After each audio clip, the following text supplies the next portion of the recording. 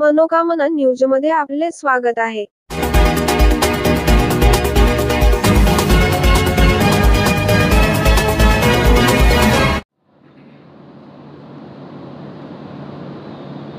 नमस्कार. सध्या विधानसभेच्या निवडणुकीमध्ये एक महत्त्वाचा प्रश्न राहिला होता, जी चर्चा सुद्धा मोठ्या प्रमाणामध्ये व्हायला पाहिजे होती, पण ती होत नव्हती. दोन प्रश्न असे दुर्लक्षित, परंतु त्याला सुद्धा न्याय मिळालेला आहे. पहिला विषय सोयाबीन. सोयाबीनला 4,000 रुपये शेतकऱ्यांना खुल्या बाजारात मिळाले. हमी भाव 4,892 आहे. हमी भाव 4,892 आहे. शेतकऱ्याच्या पदरामध्ये 4,000 पडलेले आणि खुल्या बाजारात तर 2-3 वर्षापूर्वी जवळपास 7-8 हजार रुपये पर्यंत सोयाबीन खुल्या बाजारामध्ये गेलं होतं. अशा परिस्थितीमध्ये याला न्याय मिळाला पाहिजे असं शेतकऱ्यांना वाटत होतं. आम्ही सरकार दरबारी याच्यासाठी प्रयत्न केले आणि 14 सप्टेंबरला खरं तर सोयाबीनचं दर कशामुळे वाढतंय, तर आजपर्यंत आमचं समज असं होतं की आपल्याला 2,60,000 मेट्रिक टन खायचं तेल लागतं. 1,00,000 टन आपण तयार करतो आणि 160 लाख मेट्रिक टन आपण परदेशातून आणतो. परदेशातून येणाऱ्या तेलावर ड्युटी लावली की सोयाबीनचे भाव वाढतात, असा आजपर्यंतचा इतिहास. पण यावर्षी काय झालं? यावर्षी असं झालं की सोयाबीनला 4,892 रुपये MSP असताना सुद्धा 4,000च्या वर भाव चढत नाही. का चढत नाही? तर आम्ही तर आयात शुल्क लावल्याशिवाय चढणार नाही म्हणून आमच्या मनात आम्ही केंद्र सरकारला पाठपुरावा केला. केंद्र सरकारने 14 सप्टेंबरला 20% आयात शुल्क लावलं. 20% आयात शुल्क लावल्यावर 1 किलो तेलाला 45 रुपये भाव वाढला, पण सोयाबीनचा ते भाव वाढला गेला. ते असं पहिल्यांदा घडलं की खाद्य तेलावर आयात शुल्क वाढवून सुद्धा सोयाबीनचा भाव वाढत नाही, असं पहिल्यांदा घडलं. आणि मग महिनाभर आम्ही प्रचंड टेन्शनमध्ये होतो की बा का सोयाबीनचा भाव वाढत नाही. तर सोयाबीनचा भाव न वाढायचं कारण सापडलं आम्हाला. ते म्हणजे असं की सोयाबीनला आपल्या देशात सोयाबीनची पेंड 90 लाख मेट्रिक टन तयार होती. 90 लाख मेट्रिक टन सोयाबीनची पेंड तयार होती. 60 लाख मेट्रिक टन आपण पोल्ट्रीवाले खरेदी करतात. 10 लाख मेट्रिक टन हे पशुधनाला पेंड म्हणून जाते. 60-70 लाख मेट्रिक टन लागते आपल्याला. वरची 20 लाख मेट्रिक टन राहिली.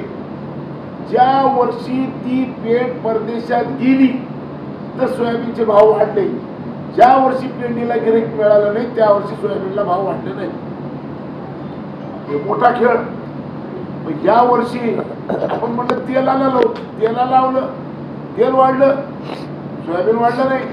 आणि मग सोयाबीन का वाढलं नाही जेव्हा विचार केला त्यावेळेस नवीन विषय आला.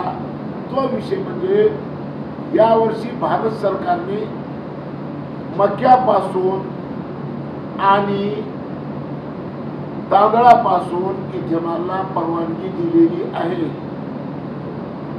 मक्याची आणि तांदळाची इथेनॉल काढून जी पेंड शिल्लक राहिली ती 20 लाख मेट्रिक टन. आता 20 लाख अचानक आलेली पेंड आमच्या लक्षात आली कोणाच्या ही पेंड काय केली, ही पेंड बाजारात आली तर या पेंडीचा भाव 14 रुपये किलो, या पेंडीचा भाव 14 रुपये किलो,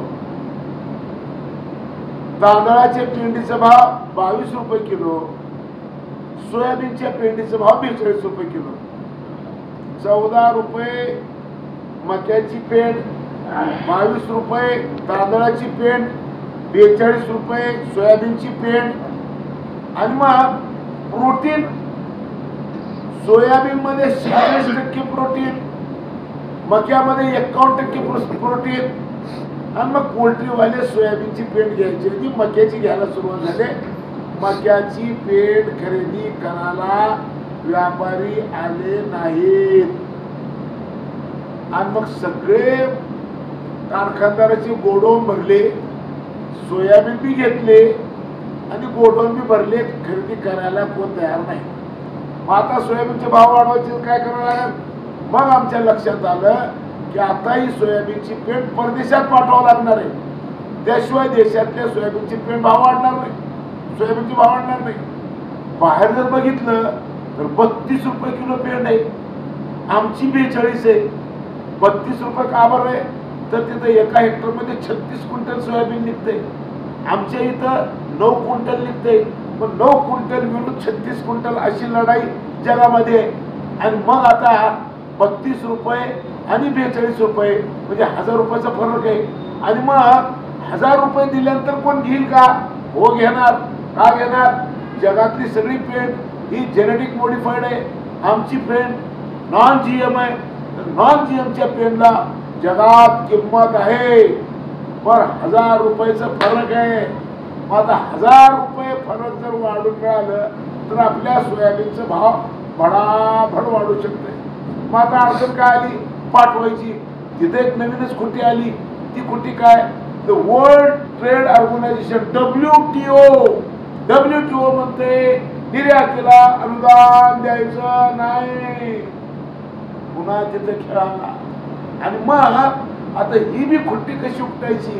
मग त्याच्यात विचार केल्यानंतर लक्षात आलं की आपण एक नवीन गोष्ट करू शकतो, ते म्हणजे एकेकाळी साखर निर्यात करण्यासाठी साखर कारखान्यातून बंदरापर्यंत वाहतुकीचं भाडं माफ करायचं, व्याज माफ करायचं, GST माफ करायची.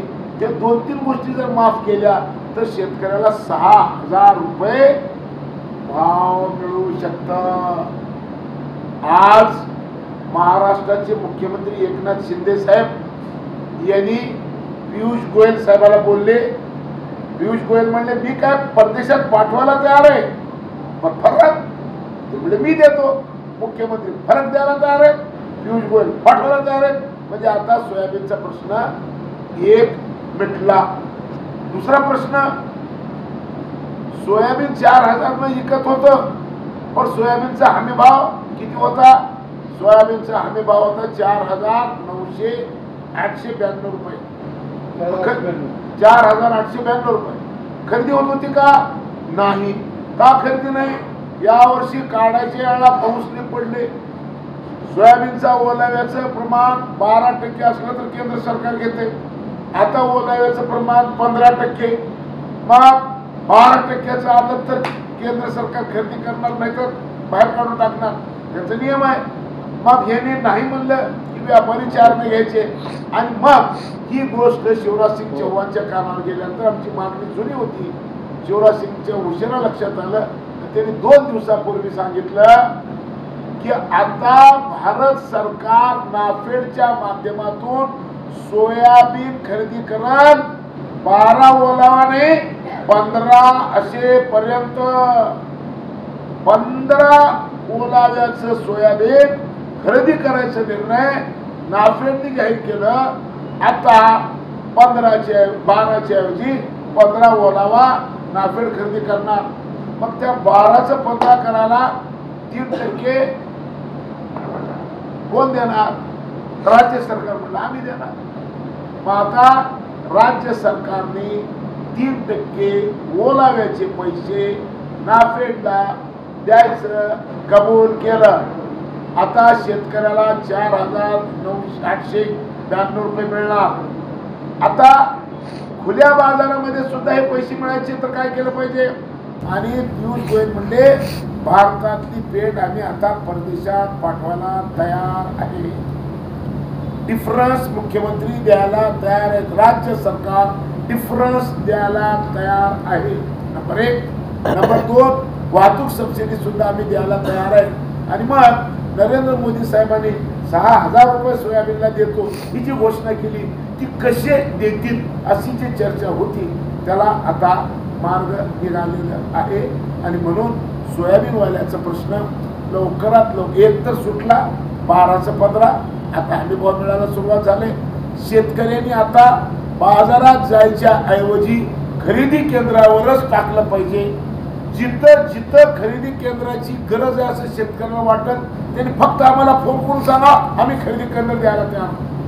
1 किलो सुद्धा सोयाबीन शेतकऱ्याच्या घरात राहणार नाही।